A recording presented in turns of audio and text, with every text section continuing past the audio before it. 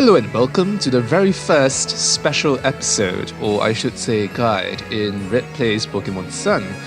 Today I'm going to take a short break from the actual game and introduce a trick that I've discovered playing the game in my time as to how you can make a lot of money while leveling up your Festival Plaza. It's a very simple trick, anybody can do it, it doesn't require any special moves like surf or whatever. And all you need is access to your Festival Plaza and access to the internet so that you can join other people in their missions. Now, this is the Festival Plaza. Yours might look a little different than mine, but that's okay because the stores might be different, they are variable, you can arrange your stores anyhow you wish.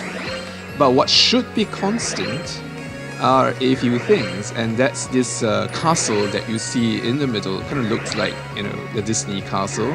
And the second thing is these random avatars of other players that would show up in your Festival Plaza, such as these people that you see me running towards to. So the whole point is for you to gather festival coins in this Festival Plaza and then to spend them at stores and to use those items that you get from those stores, sell them in Pokémats in the actual game. That's how you, that's what the trick basically is.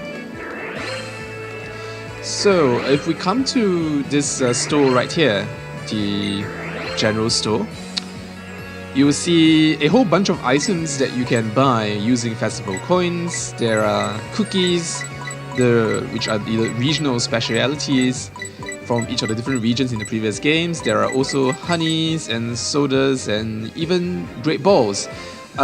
Depending on what type of store you have, you might encounter different items, but here you see that I can't actually buy them anymore because I had already bought them today. But don't worry, because the store inventory actually restocks every single day, and you can come back and buy these items every day and sell them in a Pokémat for money. A different store like a soft drink parlor might have different items like moo milk, sodas, lemonades, and those are actually quite a good deal. Like for example, the moo milk is 30 festival coins for a set of 24. Now for example, let's look at another store here, the pharmacy, and here you see that we can actually buy hyper potions, we can buy full heals, we can even buy revives and calcium, protein, those stat boosting medicines that we give to our Pokemon. And if you have played any Pokemon games, you know those are wildly expensive. Things like HP up, things like calcium, protein are wildly expensive. You can also sell them for a whole lot of money. Now, then the question is, how do you get festival coins? And if you look at the lower screen of my 3DS, you'll see there's a red ribbon above the connected to the internet band. And that allows you to join people's missions, and that currently I think is the best way to earn festival coins. I mean, you can do it through other ways like talking to some of the avatars that come to visit your Festival Plaza, especially those with a red speech bubble. But this is the easiest way, and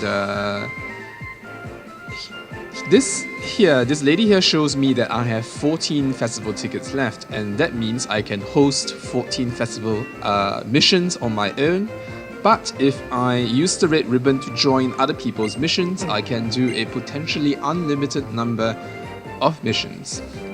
But let me first demonstrate what a mission looks like to you guys. And we'll go with what is currently, I think, by far the most popular mission type, which is the type matchup tests. And it's a good mission to do, I think, because it's in a way educational, it helps you become better at the game. What you have to do in this mission is they give you a question, like a certain type of Pokemon has appeared, and you're supposed to give which type of moves would have a super effective effect in that situation. And if you get the question right, you up your score by 1.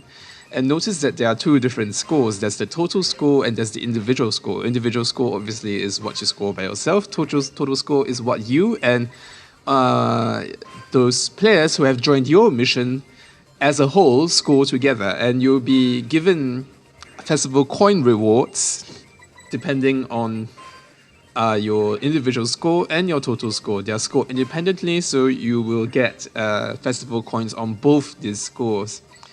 Each of these scores will eventually result in a star rating at the end of it, you'll see shortly. And each star gives you 5 festival coins. And you can get a maximum of 10 stars in this type matchup test mission. And that entitles you to a maximum of 50 stars. But as you can see over here, I only have 3 participants in my mission, so I don't think I'll be able to get a lot out of my total score, but I'm doing quite well in my individual score.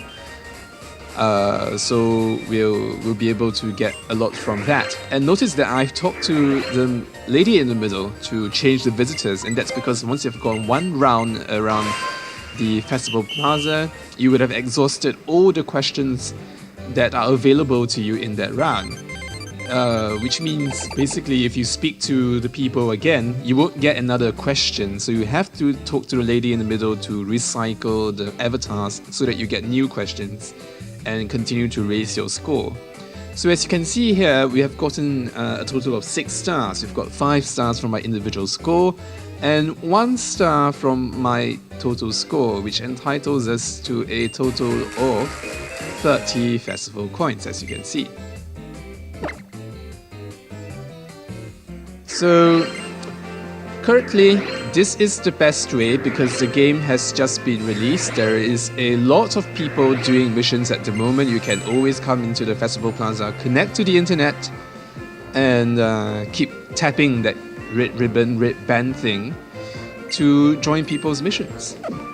And even if you don't know or are not, familiar with the typings, don't worry, just get in there, you'll get familiar over time. Okay, so now here we see that in my inventory I've actually gotten quite a bit of items to sell from the stores, like fresh water, soda pops, and that's from the soft drink parlor, which is a standard store that everybody should start with. And if we look at especially the moo milk, I have 68 of it. And if you buy them from the Festival Plaza, they come in packs of 24. And each of these is worth 300 Poké Dollars if you sell them at a Pokemart. Which means for 30 festival coins, you're actually earning 7,200 Poké Dollars at a Pokemon Mart. And that's actually a lot of money.